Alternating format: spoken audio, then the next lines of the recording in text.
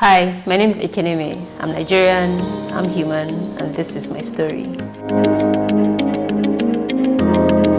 I was born in the northern part of Nigeria and basically grew up there until I moved to Abuja, which is also in the northern part of Nigeria. Growing up I would say was easy breezy, really. But I also knew that some parts of me were a little artistic. I was a very dramatic person, or really involved in the children's church and really leading in the drama, being in the choir, taking up a lot of activities when it comes to being in the arts and all. Well, that happened until I don't think I'll say that happened. It kind of stopped, when I got to secondary school. The school I attended didn't really offer fine arts, so I wasn't painting. I loved literature a lot. I loved to read. I loved to pick up newspaper and just read through. Sometimes read aloud. I did not even know what I was preparing myself for, but I went on that way. I do remember that in secondary school I was very good with drawing. I remember being the map girl. When we had geography, when we studied geography, when we had to draw the map of Nigeria and all, I was a go-to girl. I would draw the map. It was very easy for me, freehand sketch, and then I was done. When JSS 3 was done, and it was time for me to choose a particular subject in secondary school, senior secondary school, I was a very bright junior secondary school student. So there's this thing in Nigeria where you're expected to go to science class just because you're bright. And well, there was an expectation for me to be in the science class, and I just thought, it's fine, I'll just go to sciences. I mean, I could become a doctor, because I know I wanted to be a doctor, a medical doctor, when I was in JS 1. And then senior school started. So one of the things I did, even as a science student, was I would take classes in literature. I'll buy the books that were the recommended texts. I'll attend the literature classes. My teacher at the time was very kind. He would let me attend the class. I was topping the class in English until one boy came and we started dragging positions. But we're basically the best students when it came to English language. I knew that, right? And I knew that literature came very easy. I knew commerce was easy, government was fine. But chemistry and physics was a problem. I was struggling. I knew I was struggling. So I put up a show for, say, first SS1, SS2. By SS3, first term SS3, I went to meet my principal. So I think it must have come after a conversation my teacher had with us, the English teacher, where he said, so it's kind of okay to, instead of pretending to be in a place where you're struggling, and because people expect you to be there, you're struggling to come 5th or 7th, whereas you can actually shine and come first somewhere else. I felt like he was talking to me. So after giving a thought, I didn't even consult anybody, not my mom or my dad, no one. I just went to the principal and said, I want to go to the arts class, and for my WAEC, I want to register as an art student. And he was like, this is the 11th hour, May. What? I'm like, well, that's it. My chemistry teacher said, it's too late. I'm like, this is what I want to do. And I knew it was okay for me to do that because I already have a background in English language, in literature, and covering up commerce was easy. Covering up would just be for government, and I found my way around it. So when I got to the university, applied for English language, of course. After wondering if I should go for law or mass communication, and English was easy, where I could work anywhere. Went into school. School was fine until I made friends. 2010, I lost my friend to sickle cell anemia, and I as much as I'd lost a brother 5 years before that time, I still did not know how to deal with loss, right? This was the first, my brother wasn't living with us, so it was a little far for me. I knew I cried, I hurt that I was never going to see him again, but this time around I'd lost a friend, someone I saw every day, someone I went to class with, chilled and took long walks with, and then he was no more. And it was that pain and having to bear something like that for me, my very little, beautiful, fragile mind, that led me into depression for the very first time. I think one of the ways to deal with pain sometimes is to talk about it, because just bottling up and just holding back all of that grief and not wanting to share what has happened has a way of making us implode. So I think that was one of the things that happened to me. And well, after imploding, I still knew I wanted to share. I wanted to tell someone what had happened. I wanted to tell my story. And one thing my lecturer did for me, Professor Edward Abba, now, he was a doctor at the time, what he said was, write about it, write about it. And he encouraged me to start a journal, so I started journaling every day. So when you're done with classes, when you go back to the hostel, write about everything that's happened to you. After journaling, I realized I started writing things like very little. I called them scribbling at the time. I didn't think they were poetry. They were just very small, and I just thought, okay. I mean, I don't know what this is, but I was not going to stop. So I kept doing it. And I remember wanting to perform at the Creative Writers Club in my school at the time. I submitted probably my first poem, Tiny Thoughts. So I gave it to those who were the editors, and they went through it and said, it's too prosaic. It can't pass, they said, oh, it lacked metaphors. And I was really crushed. Because I felt, so as much as I did not really enjoy poetry per se, I still felt like it shouldn't be that hard. It shouldn't be as hard as what I had to struggle to study. And then I also felt like if these things are coming to me, if these words are coming to me, then they should be written down. And I drew inspiration from Maya Angelou, late Maya Angelou, who, well, a lot of people had also criticized her writings for being very simple and prosaic. And I didn't stop. Even after these guys said, oh, you can't perform your poem, or you can't perform this. But they gave me back the piece of paper, because I'd written on a piece of paper, and I really just kept it somewhere. I still have that. And I said, okay, you know what, it's fine, no problems. I did not try to perform again. I would just attend the classes, the meetings, enjoy poems of other people, and that was it. School was done, and then I graduated. So basically went from graduating to searching for a job, did a particular restaurant job for 6 months. It still did not work. I was still writing. I was still scribbling, I was still doing just little bits of poetry here and there.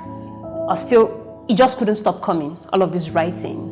It just couldn't stop coming. It was constantly, I had books and so many books I was filling up with all of my scribbling and all. About 3 years later, I do know that a family friend of mine, whom I'd like to call my godfather, has said if I wanted to do anything in media or even do my master's, I should reach out to him, and he was going to foot my bills and pay. It was basically like scholarship that was waiting for me. But I just kept thinking, I don't know what I want to do in my life yet. I think I want to work, I want to make money. I was really just hoping I would get a good job that would pay me 200K, even though I did not have the experience of someone who was going to receive 200K, but I just wanted it. Well, that never came. That never happened. That job never came. It was in this time I watched a movie, Back to the Future, produced and directed by Steven Spielberg. Part 1, 2, 3. So I had time. I watched it from that whole day till maybe 4 a.m.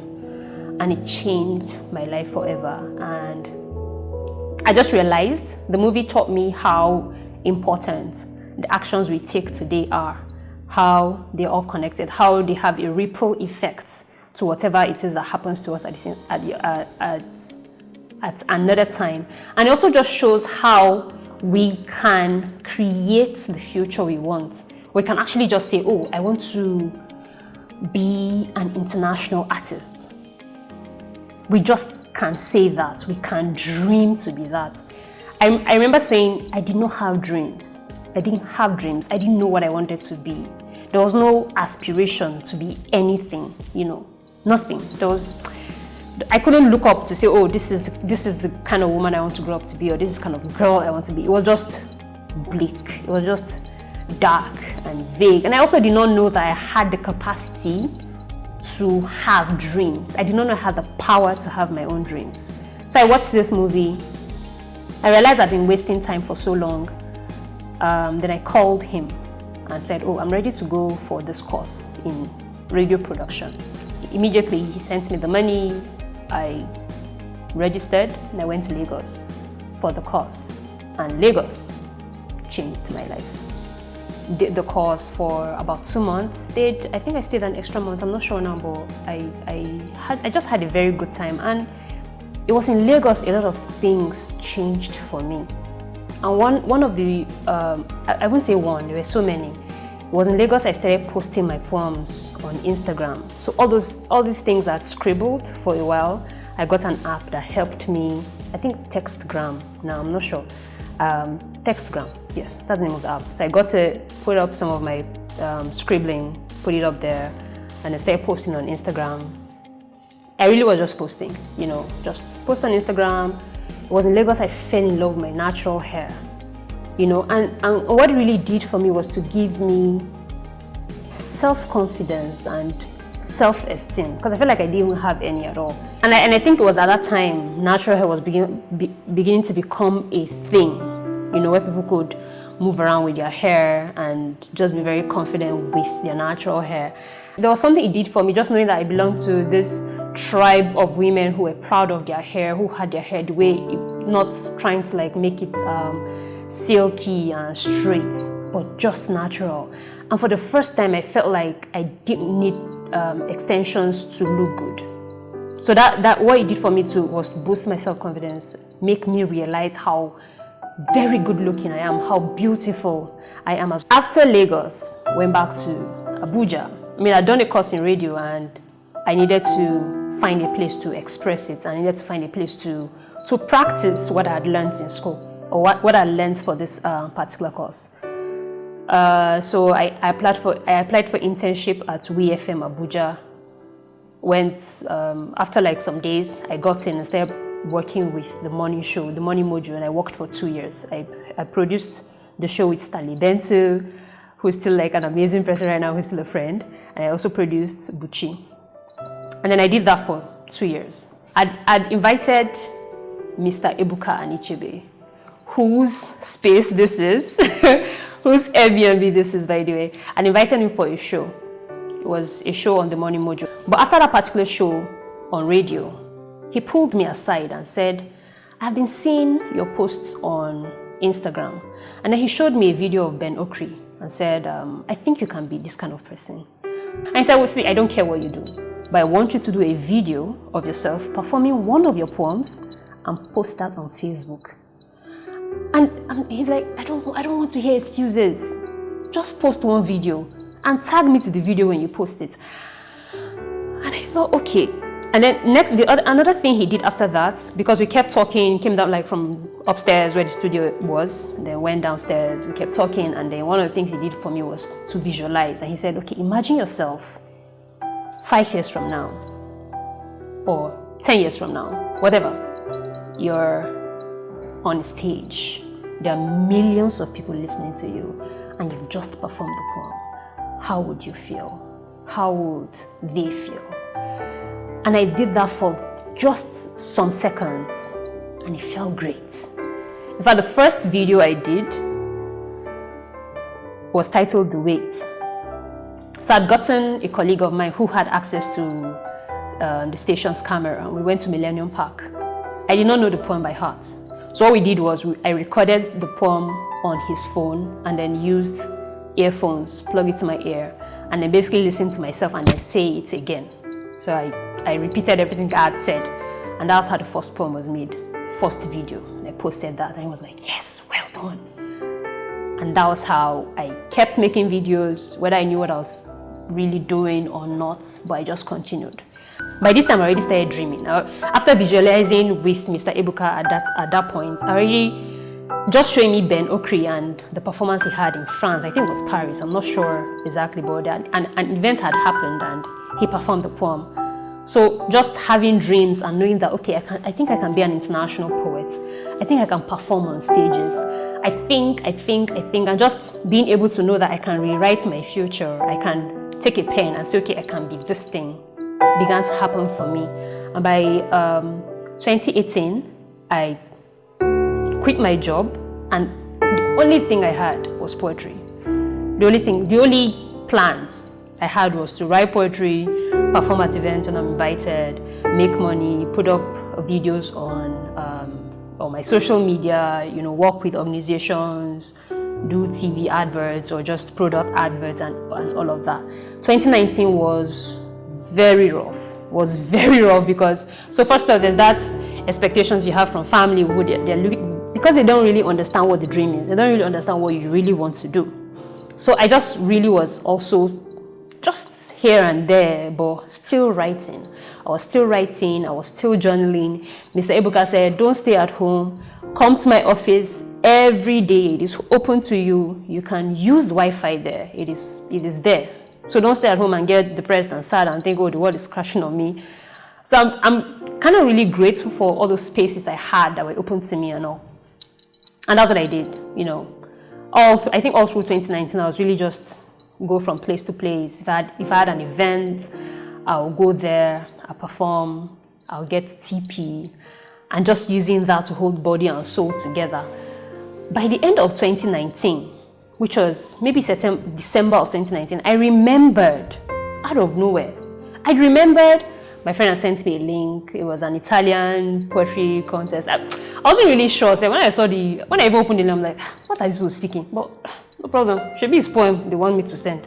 I will send it so that, in fact, for me, it's like, so that she will not come and ask me, did you enter for it? And I say, oh, no. So I just sat down one day, pulled one of my poems I'd written, The Butcher, and then I sent it. I went to resuming my class in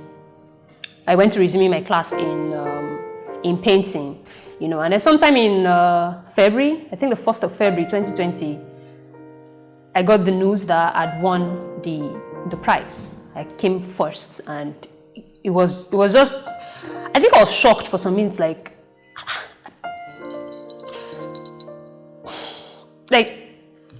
how, in fact, I think it was at that point I went back to checking the theme of the contest. Like, I am very sure I was not particular about the theme of that contest when I sent that poem. I'm sure maybe if I had, I probably would not have sent that particular poem. I would have looked for one sophisticated one, or even tried to write a poem that would fit the theme. So I go back and I check the theme, and they said it's homophobia, freedom. And I go to the poem, The Butcher. I'm like, how do this? I'm like, it's fine. I don't understand how it clicked. I just know that I have won a contest, first international. I'm like, oh my God. Wait, I've become what? An international poet. Like, my life has changed. And I was so excited. I was so happy. Just celebrated how much winning that has done for me. And sometimes you want to, I want to scream. I screamed the first time I read the mail. And I think till this day, there are still times when I just sit down and I'm in awe. I'm just really grateful, I mean, a lot of times people say, oh, when you win an award, what's next? But please, I think I know I'm going to celebrate it for the rest of my life, because I didn't see it coming. I didn't see it coming. But it was just the beginning. It was again the beginning of so many other amazing things to come. So while the award came, coronavirus came. I was supposed to go to Italy for the award ceremony. It was supposed to be in March. I was trying to get my visa. And then coronavirus came, and Italy was the worst hit at the time. It was devastating. I didn't even deal with that. I didn't even deal with the sadness or the loss of not traveling to Italy, because I was going to go to Europe. Coronavirus came, I couldn't travel to Italy. I just put all of that energy into learning how to paint. I trained for 6 months. By the seventh month, yes, I moved out. I left where my trainer was and went and started on my own, trying out stuff. By the 9th month, I made a painting and I called her Water. The truth is, I did not even know I did not really connect the dots. For me, it was just, I made a painting, she's water, the breaking of water before a baby is born and all of that. Well, that was just in my head. I did not even know I'd made her in the 9th month. I found out this month that I made her in the 9th month of last year. And it went on that way, me painting, selling at very, prices where people could just buy and life goes on, just so that I don't have lots of paintings in my house that I don't get to sell. And then for me at the time, painting was, just get material, produce, paint, get material, paint, sell. There was no piece of me that was going into them. There was really no branding. There was no Ekene May in these paintings. Like, it's not possible for you to just see a painting and know that, this is an Ekene May painting. No, it was just commercial, very commercial for me. And one of the prerequisites of the Italian award was to give a portion of the money to charity. I just kept thinking, okay, which charity organization would I give this money to? So that, because I really wanted to do that. I like to follow the rule and all of that. And I just thought, because, why do you want to spend all of the money all to yourself? Just give back. Just give back. And I'm glad that I had that urge to give back. Because if I'd listened to that person and I thought, let me just spend all of this money all on myself, I would not have, the idea God gave me to start the Ekene May Arts Foundation would not have come. So it wasn't trying to find out who would have this portion of the money that came from charity. In fact, the day that idea came to start the Ekene May Arts Foundation, I was on my way to deliver my first bulk paintings to this Airbnb. I remember clearly being in a taxi and I was just thinking, okay, foundation, I know I've always wanted to paint public spaces for free. I don't want people to pay me to paint public spaces. I want to do it for free. I want to get grants, I want to get donations, and I want to use that money. And then I was like, if you've always wanted, and this whole urge to paint public spaces has been there since maybe 2018, even while I was still working in radio, when I still did not even know how to mix colors. And then, so God was basically saying, okay, so if you've always wanted to paint public spaces for free, now there's a portion of some money that you're supposed to give to a charity organization. Why don't you start your own charity organization? And I thought, cool, okay, I'll start mine. And that was how the Ekene May Arts Foundation started. As soon as I received the money from the Italian organization that put together the contest, I pulled out, I think, 10% of the money and then bought supplies. I wasn't sure which school or which place to start with. I knew I wanted to start with the one primary healthcare center that giving me very good service in January when I fell ill. I went back, really couldn't get to the head of the place. So I went to my alma mater, the school I finished from, met my principal who was so excited, bragging to someone that was like, May, very brilliant. Were you not brilliant? I'm like, I was brilliant, sir. Can I come and paint? Like, yeah, of course. And then I said I wanted to do it during a weekend. And he said, no, I don't want you to do it during a weekend. I want you to do it while the students are in school. I want them to see you painting. And I thought, awesome, because that's been my whole idea, my whole goal. I want students to see me painting. I want people to see me painting, to know that they can actually have a career in the arts, to know also that they can do it, to know that they can dream, to know that they can wake up to say they want to achieve something and that it will happen for them. And that happened. I got my colors, went to the school, spent about 3 days painting 3 walls for them, and the connection with the students was so amazing. I had time to speak with them, teach them how to paint, teach them how to handle a camera, even have a bit of a one-on-one with a few who were willing to open up to say, I really want to do this with my life. One said she wanted to be a shoemaker, but she's not sure she can achieve it. I'm like, of course you can achieve it. So don't rush it. There's time for you. Like you can be anything you want to be. You can still be into shoes check out people who make shows. One said she wants to be a nun, a medical doctor, a film director, an artist. Only her. I said, my darling, you can be anything you want, but don't confuse yourself. Maybe pick some, but you can actually just achieve everything.